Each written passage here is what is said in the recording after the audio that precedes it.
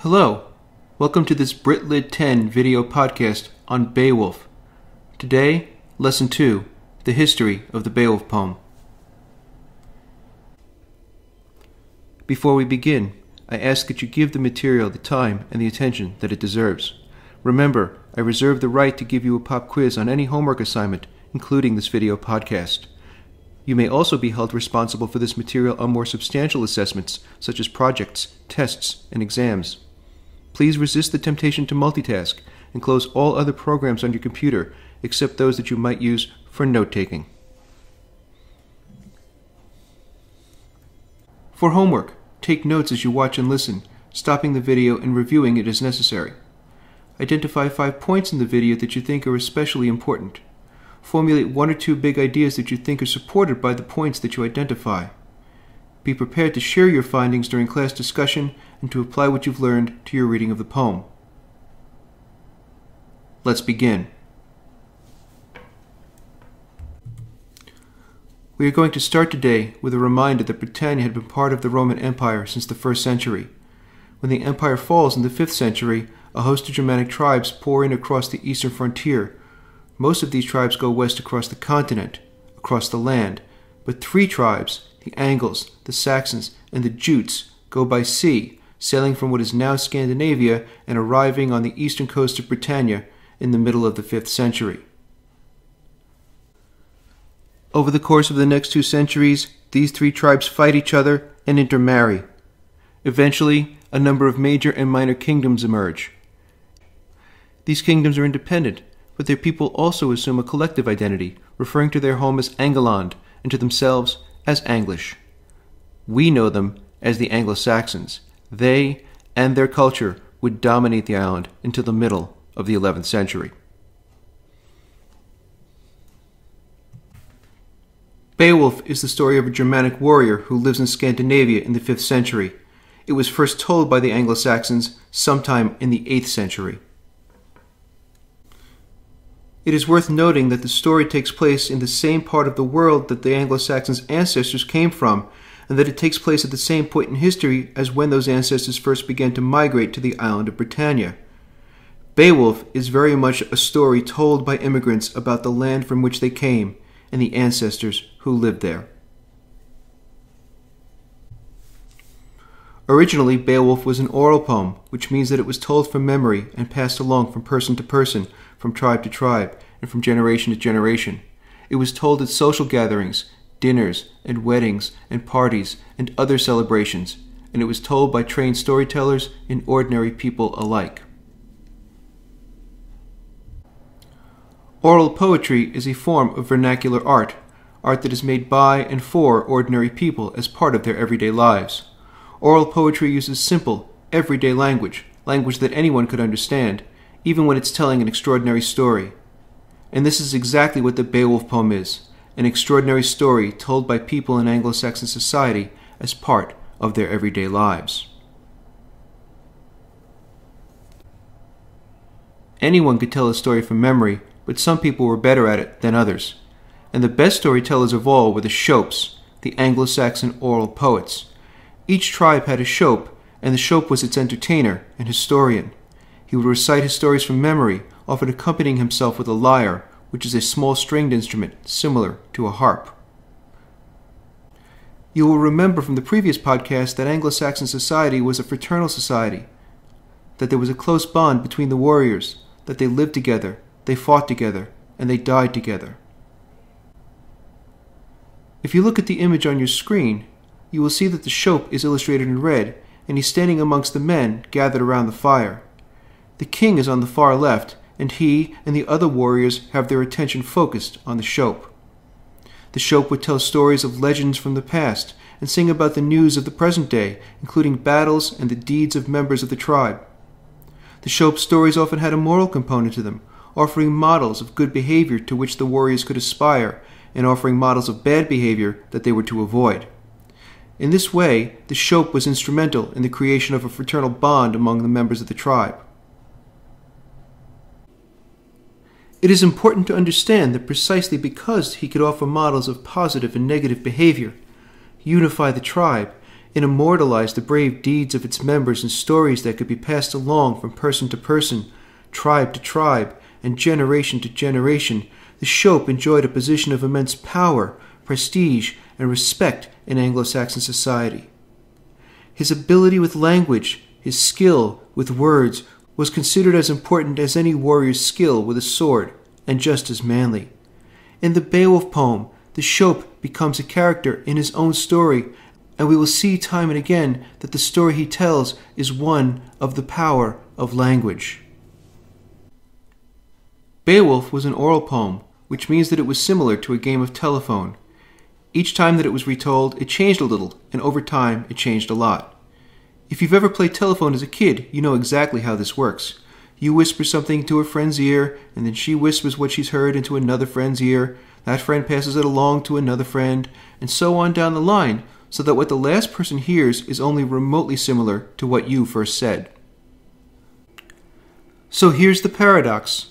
The lesson that both oral poetry and this children's game teaches us is that language, for all its power, is also fragile.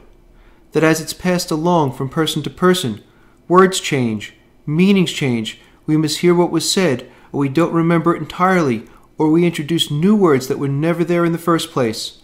And this is exactly what happens to the Beowulf poem, except that it's not just a classroom full of kids on a school day afternoon, but tens of thousands of people over the course of hundreds of years.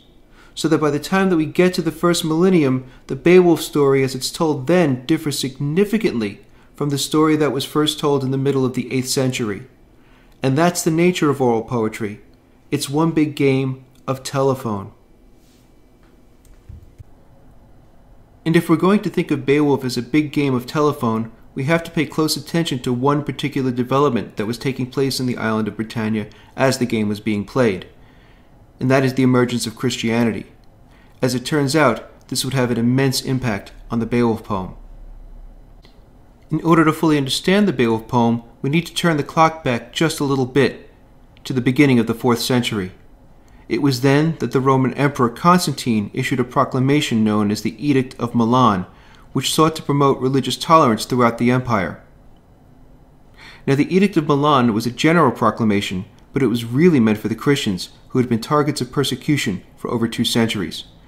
Constantine himself was, for both personal and political reasons, increasingly sympathetic to Christianity, and he himself would eventually convert.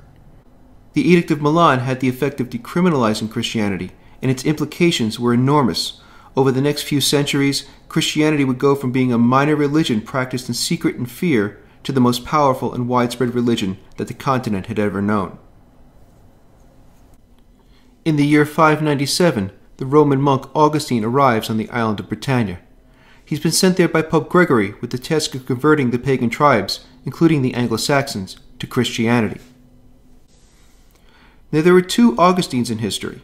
The one that you've probably heard of is Augustine of Hippo. I think he gets some love in Western Civ and AP Euro.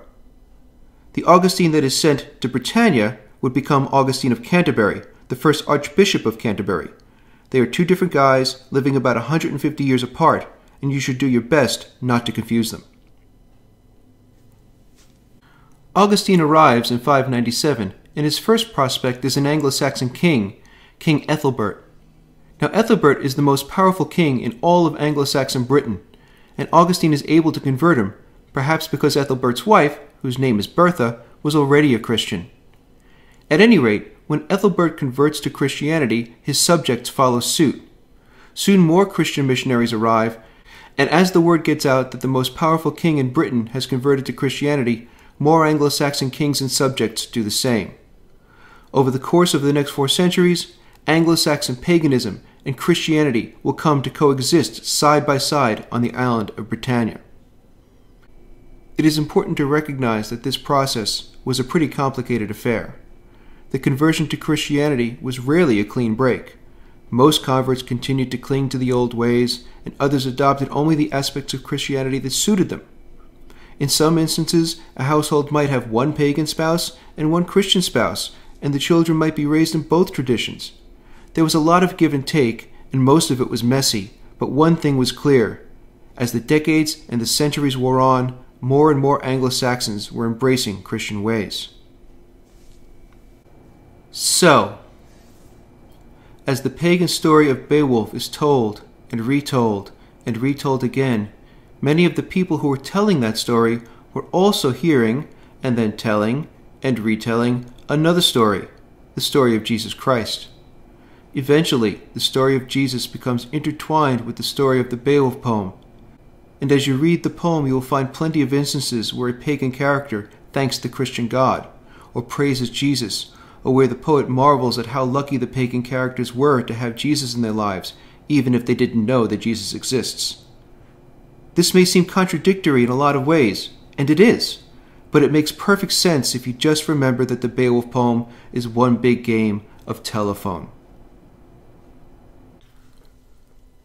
So after 3 centuries of oral transmission, after 3 centuries of being told and retold again, and the countless changes that occurred during that process, the poem is finally written down by 2 Christian monks sometime in the late 10th or early 11th century. So who were these monks? We have no idea. How do we know that it was 2 monks? Easy. About halfway through the manuscript, the handwriting changes. It's not clear what happened to the first monk. Did he die? Did he get bored and move on to something else? Did he leave the monastery entirely? We don't know. What we do know is that he stops transcribing the poem about halfway through, at which point another guy comes in and finishes the job. Now you may ask yourself, did these 2 monks add Christian elements to the poem? We don't know for sure, but it certainly does seem likely. However, because the poem was told and retold by an increasingly Christianized population for nearly 300 years, it seems reasonable to assume that many of the Christian elements were inserted into the poem well before it reached the monks, and that anything that they might have added was simply icing on the cake. The Beowulf poem exists in this single manuscript. If it weren't for those 2 monks, we would not have the poem at all. And when the second monk finishes the manuscript sometime in the late 10th or early 11th century, it was completely forgotten about for nearly 600 years. In fact, there is no record of the poem's existence at all until the late 16th century, at which time it is part of a private library.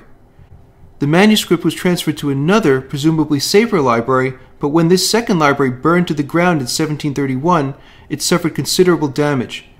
In 1751, it was moved again, this time to the British Museum, where it was considered of very limited interest until well into the 20th century. Indeed, when anybody thought of the Beowulf manuscript, and believe me, very few people did, it was as a decrepit historical artifact of a savage people that had disappeared from the face of the earth long ago. Toward the middle of the 20th century, the general indifference toward Beowulf, and the view that it was merely a musty relic from a dead warrior culture, began to change for 2 reasons. The first factor that encourages people to appreciate the poem's artistic merits is a lecture by a man named J.R.R. Tolkien, whom you might know as the author of The Hobbit and the Lord of the Rings trilogy. But Tolkien wrote those things for fun. He made his living as a professor of Anglo-Saxon poetry at Oxford. In the lecture, which was entitled Beowulf, the Monsters and the Critics, Tolkien argued that Beowulf had rich characters and an intricate narrative structure and an exciting story to tell, that it wasn't just some random scrap of writing from a dark and distant past, but a compelling and complex work of art. Implicit in Tolkien's lecture was the idea that although Anglo-Saxon culture was a warrior culture, its people were a lot more artistically capable than most scholars thought. Tolkien's hypothesis that the Anglo-Saxons were capable of great art and that the Beowulf poem was an example of that great art was definitively supported just 3 years later in 1939 with the discovery of a burial ship, an Anglo-Saxon burial ship, at a place called Sutton Hoo in southeast England. Now, if you don't know what a burial ship is, listen closely, and I will tell you. In certain Germanic cultures, such as the Norse, the Anglo-Saxons, and the Vikings, when a king died, the people would take his body down to the sea and put it in a warship. And then they would fill the ship with treasure, with gold, and jewelry, and ceremonial war gear, shields and helmets and swords. and they would light the ship on fire, and they would set it out on the open sea towards the horizon, where the ship and the treasure and the king would be received by the gods.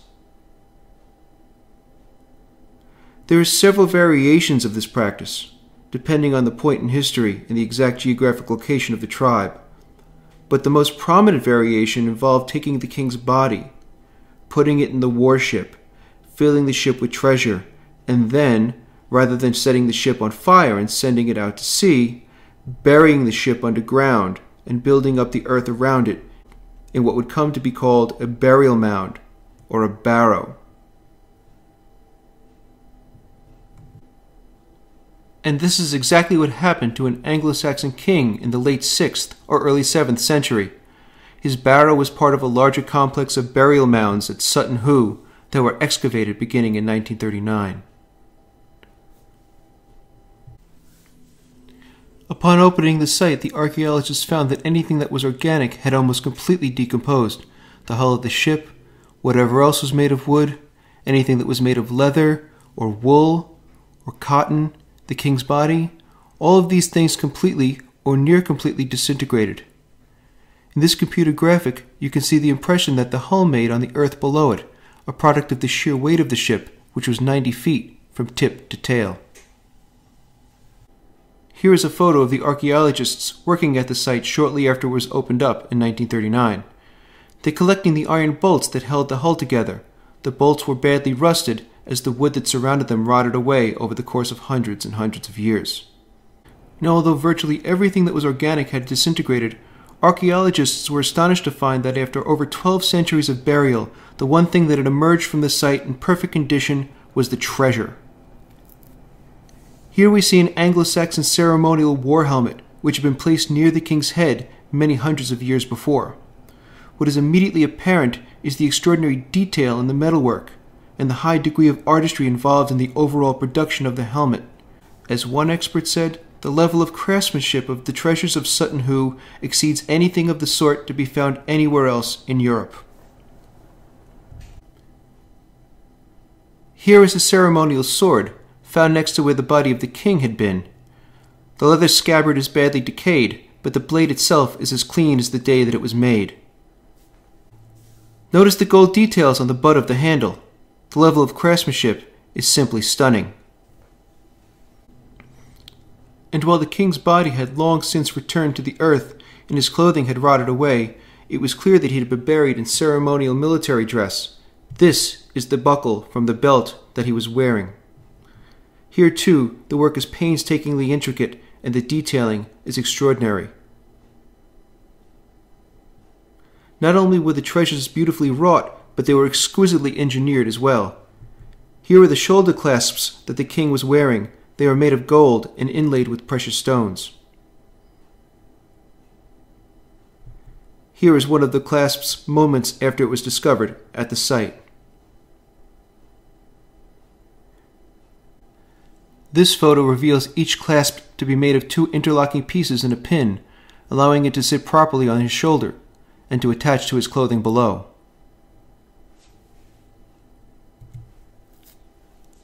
Around the king's waist was a leather bag containing gold coins, a ceremonial offering to the gods to assure safe passage to the afterlife.